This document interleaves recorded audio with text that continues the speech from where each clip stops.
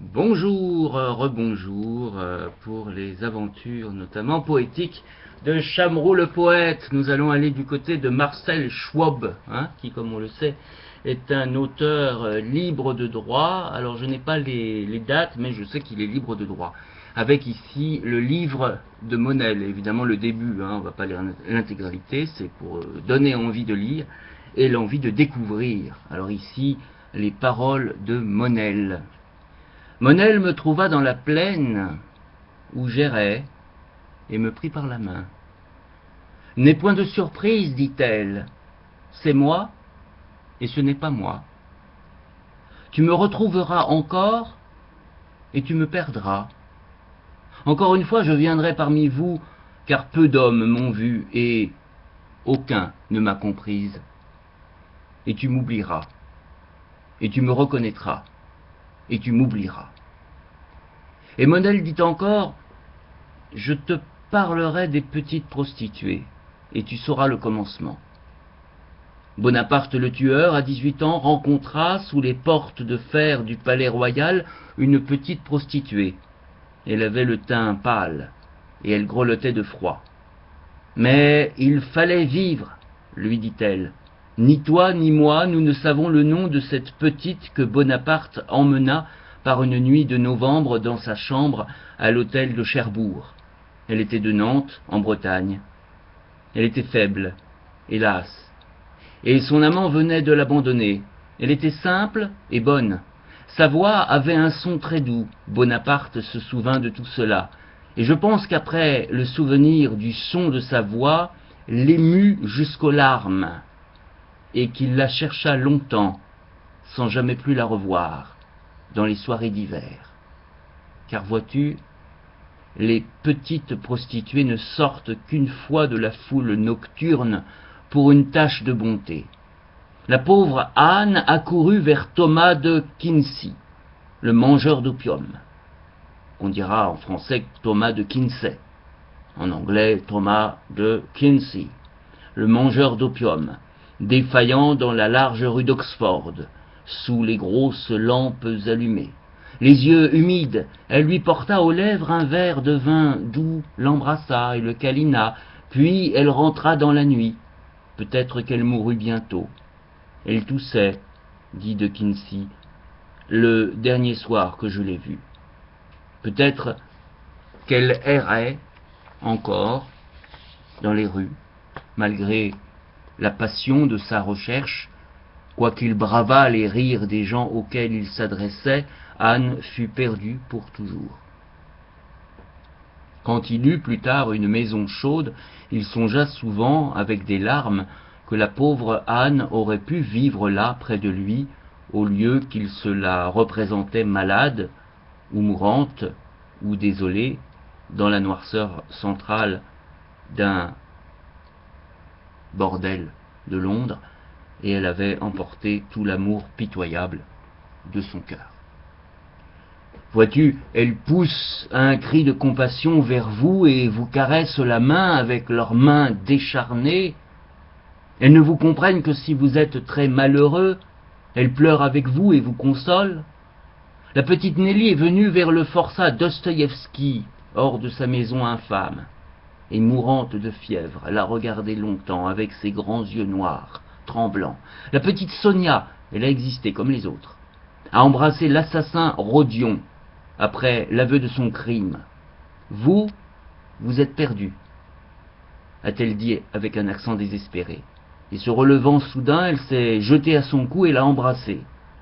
Non, il n'y a pas maintenant, sur la terre, un homme plus malheureux que toi, s'est-elle écriée dans un élan de pitié, et tout à coup, elle a éclaté en sanglots. Comme Anne, et celle qui n'a pas de nom, et qui vint vers le jeune et triste Bonaparte, la petite Nelly s'est enfoncée dans le brouillard. Dostoïevski n'a pas dit ce qu'était devenue la petite Sonia, pâle et décharnée. Ni toi ni moi, nous ne savons si elle put aider jusqu'au bout. Raskolnikov, dans son expiation, je ne le crois pas. Elle s'en alla très doucement dans ses bras, ayant trop souffert et trop aimé. Aucune d'elles, vois-tu, ne peut rester avec vous. Elles seraient trop tristes et elles ont honte de rester. Quand vous ne pleurez plus, elles n'osent pas vous regarder. Elles vous apprennent la leçon qu'elles ont à vous apprendre, et elles s'en vont.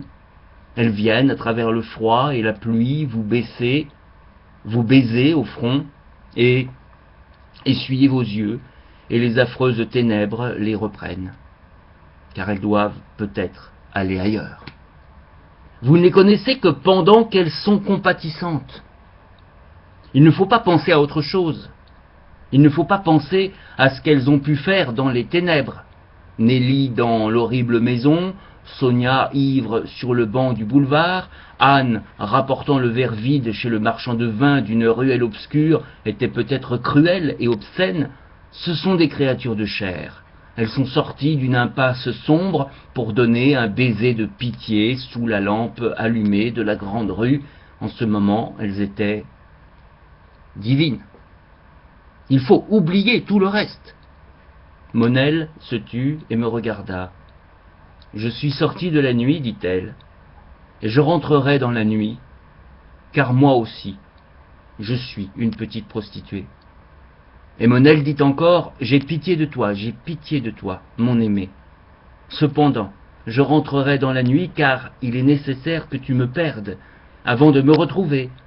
Et si tu me retrouves, je t'échapperai encore, car je suis celle qui est seule. » Et Monel dit encore, « Parce que je suis seule, tu me donneras le nom de Monel, mais tu songeras que j'ai tous les autres noms. Et je suis celle-ci, et celle-là, et celle qui n'a pas de nom. Et je te conduirai parmi mes sœurs, qui sont moi-même, et semblables à des prostituées sans intelligence, et tu les verras tourmentées d'égoïsme et de volupté, et de cruauté, et d'orgueil, et de patience, et de pitié, ne s'étant point encore trouvées. Et tu les verras aller se chercher au loin, et tu me trouveras toi-même, et je me trouverai moi-même, et tu me perdras, et je me perdrai. Car je suis celle qui est perdue, sitôt trouvée. » Et Monel dit encore, « En ce jour, une petite femme te touchera la main et s'enfuira. Parce que toutes choses sont fugitives. Mais Monel est la plus fugitive. Et avant que tu me retrouves, je t'enseignerai dans cette plaine, et tu écriras le livre de Monel. » Et Monel me tendit une férule creusée où brûlait un filament rose. « Prends cette torche, dit-elle, et brûle. Brûle tout sur la terre et au ciel, et brise la férule, et éteins-la quand tu auras brûlé, car rien ne doit être transmis, afin que tu sois le second Narté et Cophore, et que tu détruises par le feu, et que le feu, descendu du ciel, remonte au ciel. » Et Monel dit encore, « Je te parlerai de la destruction. Voici la parole. Détruis, détruis, détruis. Détruis en toi-même. Détruis autour de toi. Fais de la place pour ton âme et pour les autres âmes. Détruis tout bien et tout mal. Les décombres sont semblables.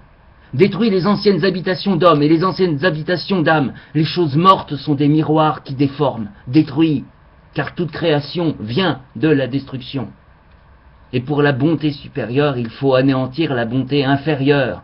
Et ainsi le nouveau bien apparaît saturé de mal. Et pour imaginer un nouvel art, il faut briser l'art ancien. Et ainsi l'art nouveau semble une sorte d'iconoclastie. Par toute construction, car toute construction est faite de débris. On entend une perceuse, on est en train de détruire quelque chose, là, en direct. On détruit, c'est bien, continue à détruire, perceuse. Tu es dans mon poème, c'est bien. Tu illustres mon poème, détruis. Ou construis, on ne sait pas. Détruis, car toute création vient de la destruction. Et pour la bonté supérieure, il faut anéantir la bonté inférieure, et ainsi le nouveau bien paraît saturé de mal. Et pour imaginer un nouvel art, il faut briser l'art ancien, et ainsi l'art nouveau semble une sorte d'iconoclastie. Et toute construction est faite de débris, et rien n'est nouveau en ce monde que les formes. Mais il faut détruire les formes. voilà, nous sommes arrivés aux 10 minutes réglementaires, hein, puisqu'on m'a dit il faut faire court.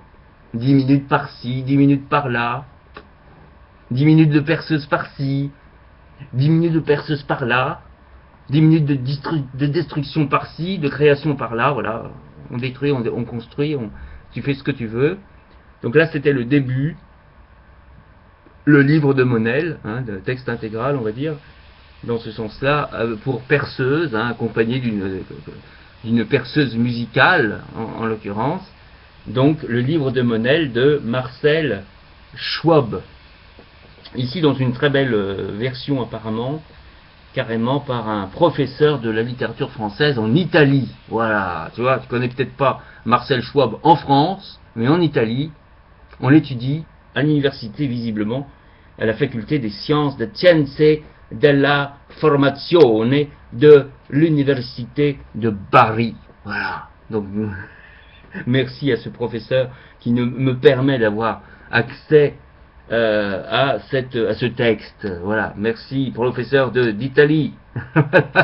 À bientôt, c'était Chamroux pour te servir. À bientôt.